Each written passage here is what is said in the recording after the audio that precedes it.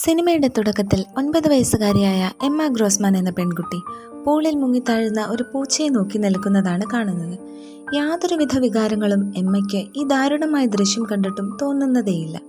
Window blinds അടച്ച് അവൾ പതിവ് ശരികളിലേക്ക് തിരിയുന്നു. എമ്മ തൻ്റെ അച്ഛനോടൊപ്പമാണ് താമസിക്കുന്നത്, ഡേവിഡ് ഗ്രോസ്മാൻ. എമ്മ മറ്റുള്ളവർക്ക് മുമ്പിൽ എക്സലൻ്റ് ആയ ഒരു സ്റ്റുഡൻറ് മാത്രമല്ല, ഒരു വെൽ മാനേർഡായ ഒരു പെൺകുട്ടി കൂടിയാണ്. എന്നിരുന്നാലും സാധാരണ മനുഷ്യരിൽ കാണുന്ന പല ഇമോഷൻസും എമ്മയ്ക്കില്ല. അന്ന് രാവിലെ ബ്രേക്ക്ഫാസ്റ്റ് സമയത്ത് എമ്മയുടെ സ്കൂളിലെ സിറ്റിസൺഷിപ്പ് അവാർഡ് തനിക്ക് ലഭിക്കുമെന്ന ആഗ്രഹം അവൾ ഡേവിഡിനോട് പറയുന്നു. സംസാരത്തിനിടയ്ക്ക് ആൻറ്റിയായ ഏഞ്ചല കടന്നു വരുന്നു. എമ്മയെ നോക്കാൻ പുതിയൊരു ബേബി സിറ്ററെ ഏർപ്പാടാക്കിയതായി അവർ പറയുന്നു. ഇതിനു മുമ്പുണ്ടായിരുന്ന ബേബി സിറ്റർ ഒരു ആക്സിഡന്റിൽ ദാരുണമായി കൊല്ലപ്പെട്ടിരുന്നു. ഇതിനിടയിൽ പൂളിൽ ചത്തുകിടക്കുന്ന പൂച്ചയെ എമ്മ ചൂണ്ടിക്കാട്ടുന്നു. ഡേവിഡ് പൂച്ചയെ പുറത്തെടുക്കുന്നു. എന്നാൽ എമ്മയ്ക്ക് ഒരു തരി പോലും വിഷമമുള്ളതായി തോന്നുന്നില്ല. അന്നേ ദിവസം സ്കൂളിൽ ഒരു പ്രാണി ക്ലാസ്സിലേക്ക് പറന്നു കയറി കുട്ടികൾ ആകെ പേടിച്ചിരിക്കുന്ന സമയത്ത് എമ്മ ധൈര്യപൂർവ്വം ചെന്ന് ആ പ്രാണിയെ പിടിച്ച് പുറത്തേക്ക് പറത്തിവിടുന്നു. ഇതെല്ലാം എമ്മയുടെ ടീച്ചർ ശ്രദ്ധിക്കുന്നുണ്ടായിരുന്നു. ഏഞ്ചല പറഞ്ഞ ബേബി സിറ്റർ ഡേവിഡിനെ കാണുകയും ഡേവിഡ് അവരെ ബേബി സിറ്ററായി ഹയർ ചെയ്യുകയും ചെയ്യുന്നു. ക്ലോയി എന്നാണ് പുതിയ ബേബി സിറ്ററിന്റെ പേര്. ക്ലോയിക്ക് ഡേവിഡിനോട് ഒരു ക്രഷ് ഉള്ളതായി നമുക്ക് കാണാം. സ്കൂളിൽ കളിക്കിടയിൽ ക്ലാസ്മേറ്റിനെ എമ്മ മനഃപൂർവ്വം തള്ളി വീഴുകയും ഹെൽപ്പ് ചെയ്യുന്നതായി പ്രട്ടൻഡ് ചെയ്യുകയും ചെയ്യുന്നു. എന്നാൽ എമ്മയുടെ ക്ലാസ് ടീച്ചറായ മിസ്സസ് എല്ലിസ് ഇക്കാര്യങ്ങളെല്ലാം തന്നെ ശ്രദ്ധിക്കുന്നുണ്ട്. എമ്മയുടെ ഇത്തരം പ്രവൃത്തികൾ സിറ്റിസൺഷിപ്പ് അവാർഡ് നേടിയെടുക്കാൻ വേണ്ടി മാത്രമാണ്. അന്നു രാത്രി അവൾ തൻ്റെ കണ്ണാടിയിൽ നോക്കി ചിരിക്കാൻ പഠിക്കുകയാണ്. അടുത്ത ദിവസമാണ് അവാർഡ് സെറമണി. അവാർഡ് തനിക്ക് തന്നെ ലഭിക്കും എന്ന് എമ്മ ഉറച്ചു വിശ്വസിക്കുന്നു. ഡേവിഡും പിറ്റേ ദിവസം എമ്മയോടൊപ്പം സ്കൂളിലെത്തുന്നു. കുട്ടികളും രക്ഷിതാക്കളും ചടങ്ങിൽ പങ്കെടുക്കാൻ എത്തിയിരുന്നു. ടീച്ചർ അവാർഡ് മൈലോ എന്ന കുട്ടിക്കാണെന്ന് പ്രഖ്യാപിക്കുന്നു. എമ്മയ്ക്ക് എന്തെന്നില്ലാത്ത നിരാശ തോന്നി. എമ്മയുടെ പ്രതീക്ഷ അറിയാമായിരുന്ന ഡേവിഡ് മൈലോയ്ക്ക് അവാർഡ് കിട്ടിയതിനെ പറ്റി എമ്മയോട് സംസാരിക്കാൻ ശ്രമിക്കുന്നു. അവാർഡ് എന്തുകൊണ്ടും ഡിസർവ് ചെയ്യുന്നത് താനാണെന്ന് അവൾ പറയുന്നു. മൈലോയെ ഇൻസൾട്ട് ചെയ്യാനും സ്റ്റാർട്ട് ചെയ്തു. എന്നാൽ ഇതൊന്നും ശരിയല്ല എന്ന രീതിയിൽ ഡേവിഡ് എമ്മയോട് സംസാരിക്കുന്നു. ചടങ്ങിനിടയിൽ ആരും ശ്രദ്ധിക്കുന്നില്ല എന്ന് ഉറപ്പുവരുത്തി എമ്മ മൈലോയെ കൂട്ടി വലിയൊരു ക്ലിഫിന് സമീപമെത്തി. മൈലോ തിരിച്ചു പോകാം എന്ന് എമ്മയോട് പറയുമ്പോൾ അവളാകട്ടെ എന്തോ മനസ്സിൽ ഉറപ്പിച്ചതുപോലെ മൈലോയ്ക്ക് അരികിലേക്ക് നീങ്ങുന്നു. സ്ക്രീൻ ബ്ലാങ്ക് ആകുന്നു.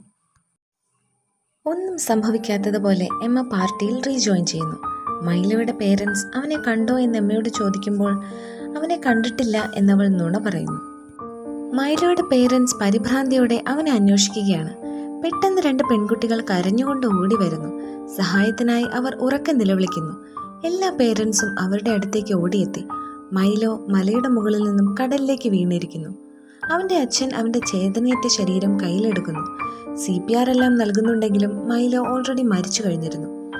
അടുത്ത ദിവസം ബ്രേക്ക്ഫാസ്റ്റ് ടൈമിൽ ഡേവിഡ് വിഷമത്തോടെ എമ്മയോട് സംസാരിക്കാൻ ശ്രമിക്കുന്നുണ്ടെങ്കിലും തൻ്റെ ക്ലാസ്സിലെ ഒരു കുട്ടി മരിച്ചതിൻ്റെ യാതൊരു വിഷമവും എമ്മയ്ക്കുള്ളതായി ഡേവിഡിന് തോന്നിയില്ല. തനിക്ക് കിട്ടേണ്ട അവാർഡ് മൈലോയ്ക്ക് കിട്ടിയതിൽ എമ്മ തൃപ്തിയല്ല എന്ന് അയാൾക്കറിയാം. എമ്മയെ നോക്കാൻ പുതിയ ബേബി സിറ്റർ ക്ലോയി അവരുടെ വീട്ടിലെത്തുന്നു. ഡേവിഡ് വീട്ടിലില്ലാതിരുന്ന സമയത്ത് ക്ലോയി ഡേവിഡിൻ്റെ റൂമിൽ നിന്നും ചില ഡ്രഗ്സ് മോഷ്ടിക്കുന്നത് എമ്മ കാണുന്നു. പിന്നീട് ക്ലോയിയും എമ്മയും ഒരുമിച്ചിരുന്ന് TV കാണുന്ന സമയത്ത് മോഷണ വിവരം പുറത്തു പറയാതിരിക്കണമെങ്കിൽ താൻ പറയുന്നത് പോലെ കേൾക്കണം എന്ന് എമ്മ ക്ലോയിയോട് പറയുന്നു. തനിക്ക് ഐസ്ക്രീം എടുത്തുകൊണ്ടുവരാൻ എമ്മ ക്ലോയിയോട് പറഞ്ഞു. ക്ലോയിക്ക് എമ്മയുടെ ക്യാരക്ടർ ഏകദേശം മനസ്സിലായി കഴിഞ്ഞിരുന്നു. അവൾ പറയുന്നത് പോലെ തന്നെ ക്ലോയി ചെയ്യുന്നു. അടുത്ത ദിവസം മൈലോയുടെ മെമ്മോറിയൽ ചടങ്ങിൽ സുഹൃത്തുക്കൾ എല്ലാവരും ദുഃഖിതരായിരുന്നു, എമ്മയൊഴിച്ചു. ഡേവിഡ് മൈലോയുടെ പേരൻസിനോട് സംസാരിക്കുന്നു. മൈലോയ്ക്ക് സമ്മാനമായി ലഭിച്ച മെഡൽ മിസ്സിംഗ് ആണെന്ന് ഡേവിഡ് മനസ്സിലാക്കുന്നു. എന്നാൽ അത് കടലിൽ നഷ്ടപ്പെട്ടു പോയിരിക്കാം എന്നവർ കരുതുന്നു. മൈലോയുടെ പേരൻസിനെ കണ്ട എമ്മ അവർക്ക് മുന്നിൽ പെട്ടെന്ന് കരയാൻ തുടങ്ങുന്നു. മൈലോയുടെ മരണത്തിൽ അതിയായ ദുഃഖമുണ്ടെന്ന് അവരെ ബോധിപ്പിക്കുവാൻ. പക്ഷേ തിരികെ വീട്ടിലെത്തിയ ഡേവിഡിന് എമ്മയ്ക്ക് മൈലോയുടെ മരണത്തിൽ ഒട്ടും തന്നെ സങ്കടമുള്ളതായി തോന്നുന്നതേയില്ല. മൈലോയുടെ മെഡൽ എമ്മയുടെ കട്ടിലിനടിയിൽ ഒളിപ്പിച്ചിരിക്കുന്നതായി അടുത്ത സീനിൽ നാം കാണുന്നു. ഡേവിഡ് അവാർഡ് സെറമണിയുടെ ഫോട്ടോസ് എല്ലാം പരിശോധിക്കുമ്പോൾ എമ്മ വളരെ രൂക്ഷമായി മൈലോയെ തന്നെ നോക്കിയിരിക്കുന്നതായി കാണുന്നു. ഇതിൽ എന്തോ പന്തികേടുള്ളതായി ഡേവിഡിന് അനുഭവപ്പെടുന്നു. മൈലോയുടെ മരണത്തെ തുടർന്നുള്ള അന്വേഷണത്തിന്റെ ഭാഗമായി എമ്മയുടെ ടീച്ചർ മിസ്സസ് എല്ലിസും ഒരു പോലീസ് ഓഫീസറും അവരുടെ വീട്ടിലെത്തുന്നു. മൈലോ മരിച്ച ദിവസം അവസാനമായി മൈലോയുടെ കൂടെ ക്ലിഫിനടുത്ത് എമ്മയെയും കണ്ടതായി ചില കുട്ടികൾ മൊഴി നൽകിയിരുന്നു. ഇവരുടെ സംസാരം മറഞ്ഞു നിന്ന് കേട്ട എമ്മ അവരുടെ സംസാരം സ്റ്റോപ്പ് ചെയ്യാനായി സ്വയം പരിക്കേൽപ്പിക്കുന്നു. ഡേവിഡ് ആകട്ടെ എമ്മയെ സഹായിക്കാൻ ഓടിയെത്തുന്നു. പിന്നീട് സംസാരിക്കാം എന്ന് പറഞ്ഞ് ടീച്ചറും പോലീസുകാരനും മടങ്ങുന്നു. എമ്മയുടെ മുറിവിൽ മരുന്ന് വയ്ക്കുന്നതിനിടയിൽ ഡേവിഡ് അന്നേ ദിവസം മൈലോയോടൊപ്പം ക്ലിഫിൽ പോയിരുന്നോ എന്ന് ചോദിക്കുന്നു. എന്നാൽ എമ്മ ഇല്ല എന്ന് നുണ പറയുന്നു. എമ്മയെ മൈലോയോടൊപ്പം കണ്ടെന്ന് കുട്ടികൾ പറഞ്ഞതായി മിസ്സസ് എല്ലിസ് പറഞ്ഞതിനെപ്പറ്റി ചോദിച്ചപ്പോൾ എമ്മ വളരെ ഫ്രസ്ട്രേറ്റഡ് ആവുകയും മിസ്സസ് എല്ലിസിന് തന്നെ ഒട്ടും ഇഷ്ടമല്ല എന്ന് പറയുകയും ചെയ്യുന്നു. ബേബി സിറ്റർ ക്ലോയ്ക്ക് ഡേവിഡിനോട് ഒരു ക്രഷുണ്ട്. ഡേവിഡിന്റെ വർക്ക്ഷോപ്പിൽ തനിക്ക് സ്മോക്ക് ചെയ്യാൻ പറ്റുമോ എന്നൊക്കെ ചോദിച്ച് ക്ലോയി അങ്ങോട്ടേക്ക് എത്തുന്നു. ഹൈലി ഇൻഫ്ലേമബിളായ ഒരുപാട് സാധനങ്ങൾ അവിടെ ഉണ്ടെന്നും ഡേവിഡ് മറുപടി പറയുന്നു. തുടർന്ന് ക്ലോയിയും എമ്മയും കൂടി നടക്കാനിറങ്ങിയ സമയത്ത് മിസ്സസ് എല്ലിസിന്റെ കാർ മൈലോയുടെ വീടിന് പുറത്തു കാണുന്നു. മൈലോയുടെ മരണത്തിൽ എമ്മയ്ക്ക് എന്തോ പങ്കുണ്ടെന്ന് മനസ്സിലാക്കിയിരുന്ന ക്ലോയി അവർ എമ്മയ്ക്കെതിരെ ഗൂഢാലോചന നടത്തുകയാണെന്ന് പറഞ്ഞ് എമ്മയെ പേടിപ്പിക്കുന്നു. എന്നാൽ എമ്മ ഒന്നും അറിയാത്തതുപോലെ ബിഹേവ് ചെയ്യുന്നു. വീട്ടിലെത്തിയിട്ടും ക്ലോയി ഇതേ ഇറിറ്റേറ്റിംഗ് കോൺവെർസേഷൻ തുടരുന്നു. എമ്മ വളരെ ക്രൂയൽ മൈൻഡഡ് ആയ ഒരു പെൺകുട്ടിയാണെന്ന് സംശയം തോന്നിയിരുന്ന ക്ലോയി എമ്മ മൈലോയുടെ മരണത്തിന് കാരണക്കാരി എമ്മയാണെന്നറിഞ്ഞാൽ അവർ നിന്നെ ഇലക്ട്രിക് ചെയറിലിരുത്തും എന്ന് ക്ലോയി പറയുന്നു. എന്നാൽ എമ്മ ഇപ്പോഴും കുറ്റം ഡിനൈ ചെയ്യുന്നു. കുറച്ചു സമയത്തിന് ശേഷം എമ്മയെ കാണാത്തതിനാൽ ക്ലോയി അവളെ തിരക്കുന്നു. എന്നാൽ ഈ സീനിൽ ഡേവിഡിന്റെ വർക്ക്ഷോപ്പിലുണ്ടായിരുന്ന ഒരു വലിയ കടന്നൽക്കൂട് മിസ്സായതായി നമ്മെ കാണിക്കുന്നു. മിസ്സസ് എല്ലിസ് മൈലോയുടെ വീട്ടിൽ നിന്നും തിരികെ പോവുകയാണ്. എന്നാൽ അവരുടെ കാറിന്റെ പിൻസീറ്റിൽ എമ്മ ആ കടന്നൽക്കൂട് കൊണ്ടുവച്ചിരുന്നു. ഈ സമയം വീട്ടിൽ ക്ലോയി എമ്മയുടെ റൂം പരിശോധിക്കുകയായിരുന്നു. അവൾക്ക് റൂമിൽ നിന്നും മൈലോയുടെ മെഡൽ ലഭിക്കുന്നു. എമ്മ പിടിക്കപ്പെടണം എന്ന ലക്ഷ്യത്തോടെ ക്ലോയി അത് ഡേവിഡ് കാണത്തക്ക രീതിയിൽ വെക്കുന്നു.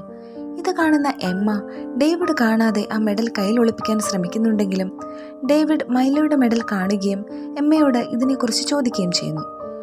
എന്നാൽ എമ്മ മൈലോ അത് തനിക്ക് തന്നതാണെന്ന് പറയുന്നു. അവർ ഒരു കളി കളിക്കുകയായിരുന്നു. അതിൽ ജയിച്ചയാൾക്ക് മെഡൽ എടുക്കാം. ഞാൻ ജയിച്ചു, സോ മൈലോ മെഡൽ എനിക്ക് തന്നു എന്ന് പറയുന്നു. ആകെ ഫ്രസ്ട്രേറ്റഡ് ആയ ഡേവിഡ് പുറത്തേക്ക് പോകുന്നു. വഴിയിൽ ഒരു കാർ ക്രാഷായി കിടക്കുന്നത് ഡേവിഡ് കാണുന്നുണ്ട്. എമ്മയുടെ ബിഹേവിയർ ശരിയല്ലെന്ന് ബോധ്യമുള്ള ഡേവിഡ് എമ്മയ്ക്ക് ഒരു തെറാപ്പിസ്റ്റിനെ ഏർപ്പാടാക്കുന്നു. പിറ്റേന്ന് എമ്മ ക്ലോയിയോട് മെഡൽ എങ്ങനെ അവിടെ എത്തി എന്ന് ചോദിക്കുന്നു. ക്ലോയിയോടുള്ള ദേഷ്യം അവളുടെ മുഖത്ത് കാണാം. ഡേവിഡ് എമ്മയോട് തന്നോടൊപ്പം മൈലോയുടെ വീട്ടിൽ വരാൻ പറയുന്നു.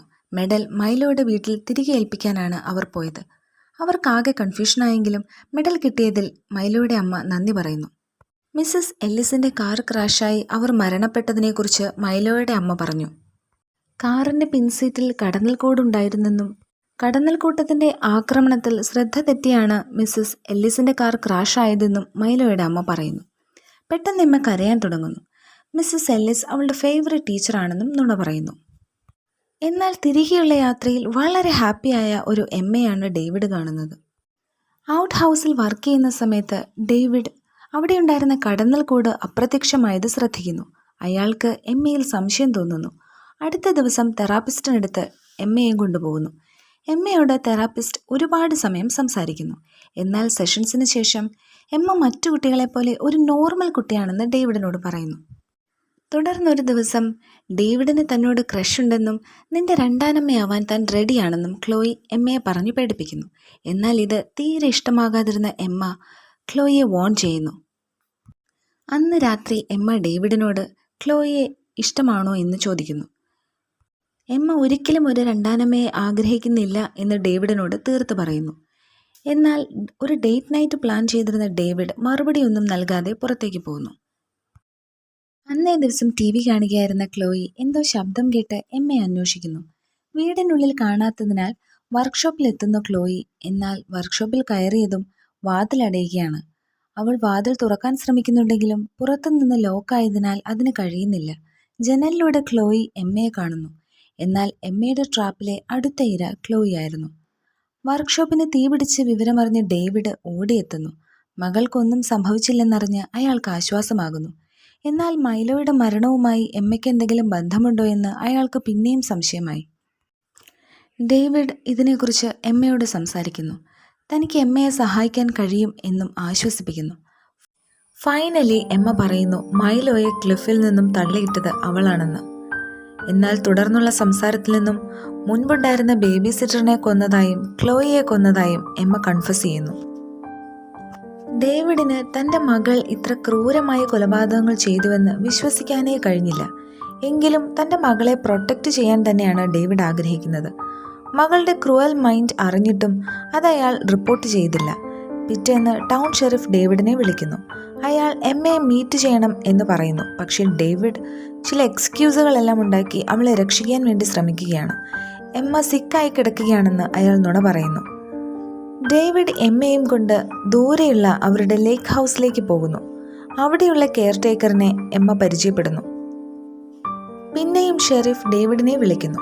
ക്ലോയിയുടെ മരണത്തിൽ അസ്വാഭാവികതയുണ്ടെന്നും മനഃപൂർവ്വം ആരോ തീ വെച്ചതാണെന്നും പറയുന്നു. എമ്മയോട് അന്വേഷണത്തിന്റെ ഭാഗമായി ചില കാര്യങ്ങൾ ചോദിക്കാൻ അയാൾ ആഗ്രഹിക്കുന്നു. എന്നാൽ എമ്മ പിടിക്കപ്പെട്ടാലോ എന്ന ഭയം ഡേവിഡിനുണ്ട്. അടുത്ത ദിവസം ഡേവിഡ് ഉറങ്ങുന്ന സമയം എമ്മ ഡേവിഡിനടുത്തെത്തുകയും ഡേവിഡിനെ കിസ് ചെയ്യുകയും ചെയ്യുന്നു. അവൾ എല്ലാ വിൻഡോസും അടച്ച് വീട്ടിലെ ഗ്യാസ് ഓൺ ചെയ്യുന്നു. തൻ്റെ അച്ഛൻ്റെ മരണവും പ്രതീക്ഷിച്ച് അവൾ ലേക്കിൻ്റെ സൈഡിൽ കാത്തു നിൽക്കുന്നു. എന്നാൽ എന്തോ ഭാഗ്യത്തിന് ഗ്യാസിൻ്റെ മണമറിഞ്ഞ് ഡേവിഡ് പെട്ടെന്ന് തന്നെ എഴുന്നേറ്റു. അയാൾ പെട്ടെന്ന് തന്നെ വിൻഡോസ് എല്ലാം തുറക്കുകയും ഗ്യാസ് ഓഫാക്കുകയും ചെയ്തു. ഇത്തവണ ഡേവിഡ് എമ്മയുടെ കയ്യിൽ നിന്നും രക്ഷപ്പെട്ടു. എമ്മയാകട്ടെ നദിക്കരയിൽ നിൽക്കുന്നത് ഡേവിഡ് കണ്ടു. എമ്മ തന്നെയാണ് ഇതിന് പിന്നിൽ എന്ന് അയാൾക്കറിയാമായിരുന്നു. ഡേവിഡ് എമ്മയോട് എന്തിനാണിങ്ങനെ ചെയ്തത് എന്ന് ചോദിക്കുന്നു. ഡേവിഡിന് എന്തെങ്കിലും സംഭവിച്ചാൽ അവൾക്ക് ആൻറ്റിയായ ഏഞ്ചലയുടെ കൂടെ നിൽക്കാമല്ലോ, ആൻറ്റിക്ക് അവളെ ഇഷ്ടമാണെന്നും പറയുന്നു. ഡേവിഡ് എമ്മയുടെ കൈ പിടിച്ച് അകത്തേക്ക് കൊണ്ടുപോകുന്നു, എന്തോ മനസ്സിൽ ഉറപ്പിച്ചതുപോലെ. ഡേവിഡ് എമ്മയ്ക്ക് സെഡേഷനുള്ള മെഡിസിൻസ് പാലിൽ കലക്കി നൽകുന്നു. എന്നാൽ എമ്മ ഗ്ലാസുകൾ തമ്മിൽ എക്സ്ചേഞ്ച് ചെയ്യുന്നു. ഇതറിയാതെ ഡേവിഡ് പാൽ കുടിക്കുകയും ഉറങ്ങാൻ കിടക്കുകയും ചെയ്യുന്നു. ഡേവിഡ് ഡീപ്പ് സ്ലീപ്പിലായെന്ന് മനസ്സിലാക്കിയ എമ്മ ഡ്രോയറിൽ നിന്നും ഗണ്ണെടുത്ത് ഡേവിഡിനെ ഷൂട്ട് ചെയ്യുന്നു. എന്നാൽ ഉന്നം പിഴയ്ക്കുന്നു. വെടിയൊച്ച കേട്ട് ഉറക്കത്തിൽ നിന്നുണർന്ന ഡേവിഡിന് മനസ്സിലായി സെഡേറ്റീവ് പിൽസിട്ട പാലാണ് താൻ കുടിച്ചതെന്ന്. തോക്കുമായി നിൽക്കുന്ന എമ്മയെ കണ്ട് ഡേവിഡ് ആകെ പരിഭ്രാന്തനായി. മുന്നോട്ട് നടക്കാൻ ശ്രമിക്കുന്നുണ്ടെങ്കിലും പാതി സെഡേഷനിലായ ഡേവിഡിന് അത് സാധിക്കുന്നില്ല. എന്നാൽ എങ്ങനെയൊക്കെയോ ഡേവിഡ് കട്ടിൽ നിന്നും എഴുന്നേൽക്കുന്നു. ഈ സമയം ഡേവിഡിൻ്റെ ഫോൺ എടുത്ത് എമ്മ പോലീസിനെ കോൾ ചെയ്യുന്നു. അവൾ ഉറക്കെ കരഞ്ഞുകൊണ്ട് ഓടുന്നു. ഡാഡി തന്നെ അറ്റാക്ക് ചെയ്യാൻ ശ്രമിക്കുകയാണെന്ന് അവൾ ഉറക്കെ പറയുന്നു. ടോയ്ലറ്റിൽ കയറി എമ്മ ഡോർ ലോക്ക് ചെയ്തു. ഡേവിഡ് പതിയെ ബോധത്തിലേക്ക് തിരിച്ചെത്തി.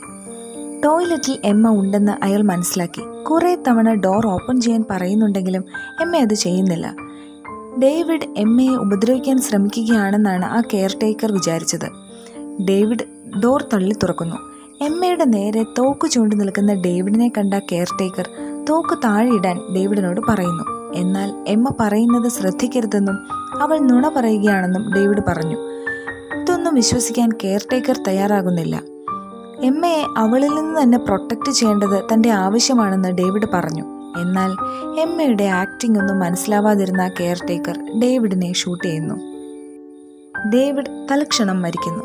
എമ്മ പിന്നെയും രക്ഷപ്പെടുന്നു. ഈ സംഭവം എല്ലാം അറിഞ്ഞ് എമ്മയുടെ ആൻറ്റി ഏഞ്ചല അവിടെ എത്തുന്നു. അവളുടെ ബ്രദർ ഡേവിഡ് ഒരു സൈക്കോ ആയിരുന്നെന്ന് ഇപ്പോഴാണ് തനിക്ക് മനസ്സിലായതെന്നും ഇനി എമ്മ തന്നോടൊപ്പം താമസിച്ചാൽ മതിയെന്നും ഏഞ്ചല പറഞ്ഞു. എമ്മയുടെ ക്രൂരമായ ഈ ചിരിയോടെ സിനിമ അവസാനിക്കുന്നു.